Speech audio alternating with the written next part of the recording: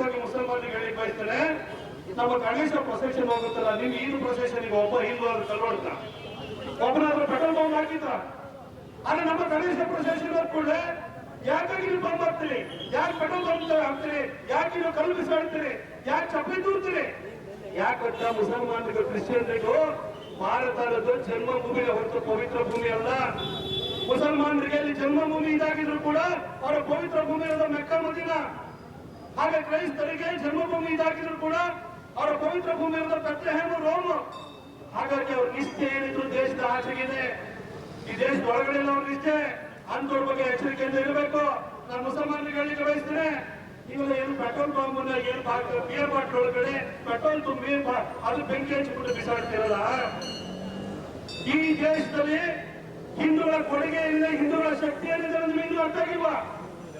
ಅಣ್ವಸ್ತ್ರಗಳನ್ನ nuclear bomb ಮಾಡಿರುವಂತ ಹಿಂದೂಗಳಿಗೆ ಈ ಗುಜರಿ ಕಾಂಗಾದವ್ರು ಮಾಡುವಂತ ಪೆಟ್ರೋಲ್ ಬಾಂಬ್ ಮಾಡಕ್ಕಾಗಲ್ಲ. ನಮಗೆ ಚಂದ್ರನ ಸೌತ್ ಪೋಲಿಗೆ ಜಗತ್ತಿನ ಯಾವ ದೇಶನೂ ಕೂಡ ತನ್ನ ಅಂತರಿಕ್ಷ ನೌಕೆಯನ್ನು ತಗೊಂಡೋಗಿ ಲ್ಯಾಂಡ್ ಮಾಡ್ಲಿಕ್ಕಾಗಲಿಲ್ಲ.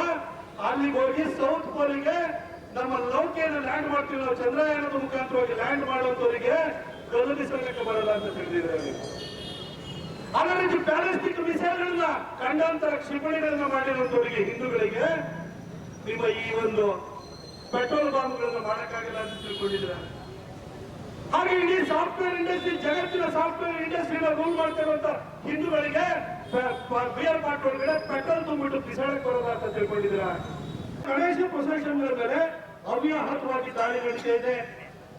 ಅದು ನಾಗಮಂಗಲದಲ್ಲಿ ಶುರುವಾಗಿತ್ತು, ಇಡೀ ರಾಜ್ಯಾದ್ಯಂತ ಒಂದು ರೀತಿ ಕಿಚ್ಚು ರೀತಿಯಲ್ಲಿ ಆಗ್ತಾ ಇದೆ.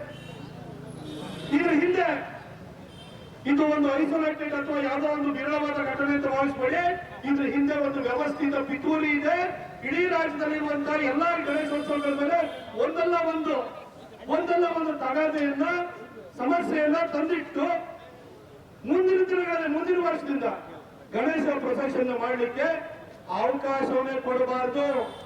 ಗಣೇಶ ಪ್ರೊಸೆಷನ್ ಮಾಡಲಿಕ್ಕೆ ಅವಕಾಶ ಕೊಡ್ತು ಅಂತ ಹೇಳಿದ್ರೆ ಇಲ್ಲಿ ಗಲಾಟೆ ಆಗುತ್ತೆ, ಕೋಮುದಳ್ಳುರಿ ಆಗುತ್ತೆ ಅಂತ ಹೇಳಿ ಈ ನೆಪನ ಒಟ್ಟಿ ಗಣೇಶ ಪ್ರೊಸೆಷನ್, ಗಣೇಶೋತ್ಸವನ್ನ ಸಂಪೂರ್ಣವಾಗಿ ಹತ್ತಿಕ್ಕುವಂತಹ ಒಂದು ವ್ಯವಸ್ಥಿತ ಪ್ರಯತ್ನ ಇಡೀ ರಾಜ್ಯದಲ್ಲಿ ನಡೀತಾ ಇದೆ ಬಂಧುಗಳೇ.